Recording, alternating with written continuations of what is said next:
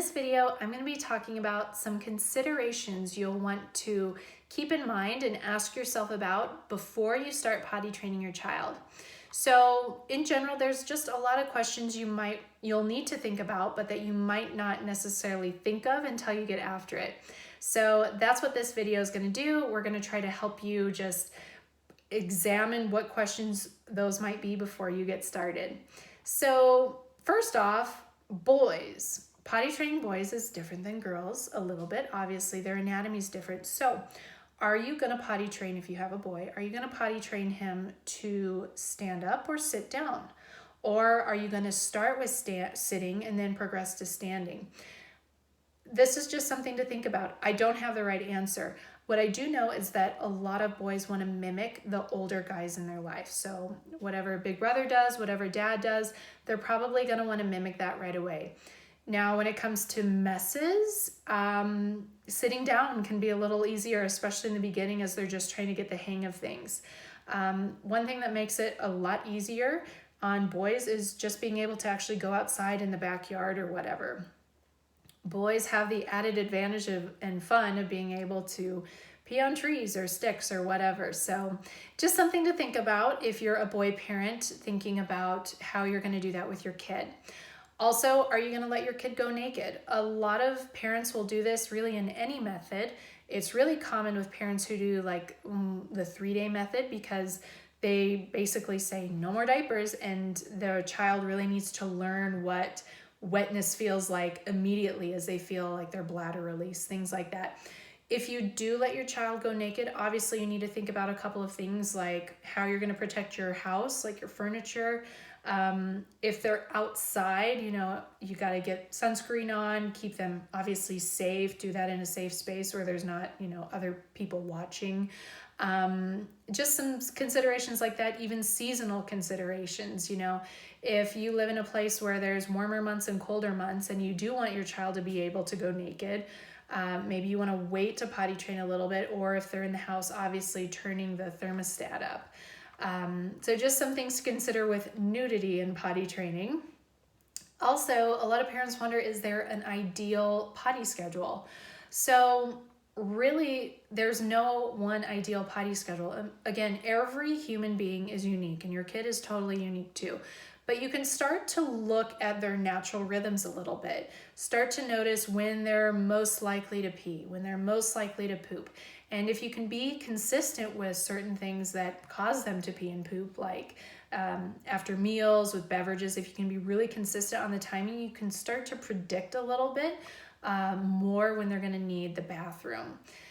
Same thing with naps. Obviously, try to keep that consistent as well, just so that their bodies, children love routines and their bodies respond well to routines.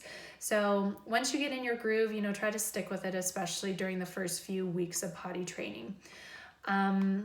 Pull-ups. Another question we get a lot or see a lot is if pull-ups are really worth it. Generally speaking, most of us feel like pull-ups really aren't necessary. It's basically a glorified diaper. But if it works for you, if your kid's excited about it, then have at it. There's no reason not to necessarily, other than it might take them a little longer to realize, when my bladder feels better and there's wetness there, that means I should have gone to the potty. So they might not realize that if the pull-up wicks the moisture away. Same thing, that's one of the reasons why a lot of parents let their kids go nude. It's because there's this immediate cause and effect, essentially. I'm wet, I need to go to the potty. Another question a lot of parents have is how many bowel movements are normal each day? That really depends on your kid. Globally, the average depends or really ranges from, and this is with adults too, going 3 times a day to every 3 days. Of course, we like to see children going once every day, but that might not be what's normal for your kids. So just keep an eye out for what is normal for them, and know that if they poop more than 3 times a day, that usually means diarrhea. And if they poop less than 4 times a week, that usually means they're constipated. Talking about diarrhea for just a minute, because that's also another issue that comes up in potty training. If your kid has an upset stomach, have a lot of grace and patience with them. I know, I've been there. I know it can be so frustrating when they, go in their panties or whatever. But even some adults wish they had a diaper on. So just keep that in mind. It's a special circumstance.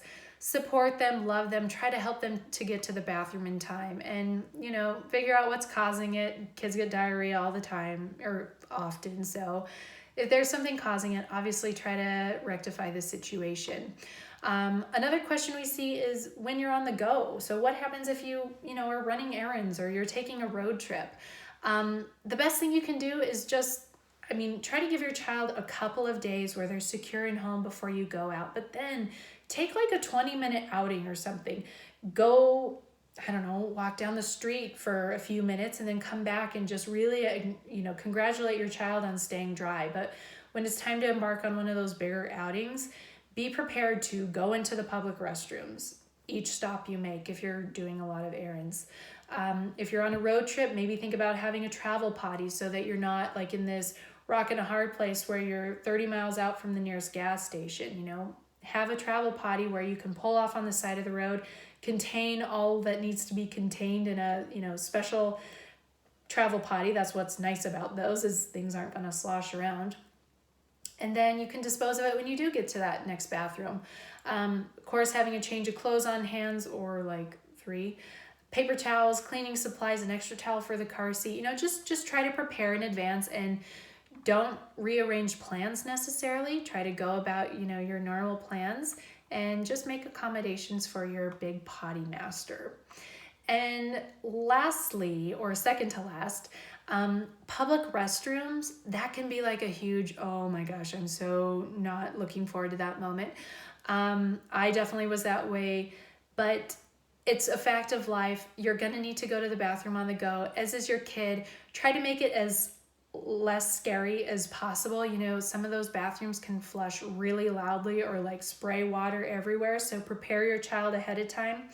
Have a conversation ahead of time and just say, we keep our hands to ourselves when we're in the public restroom, so that you're not in there being like, oh my gosh, this is gross, don't touch anything. I've been that parent, and I've learned that that is not the best thing for my child. If you can, try to go into the wheelchair bathroom, just because there's more space in there and you might feel a little more comfortable that your child's not going to be like brushing up against the shower stall or the disposal boxes, things like that. Finally, if you have a child with special needs, obviously there's a wide range of developmental considerations when it comes to potty training. So I can't speak to every need here, but generally speaking, the signs of readiness for potty training are the same across the board.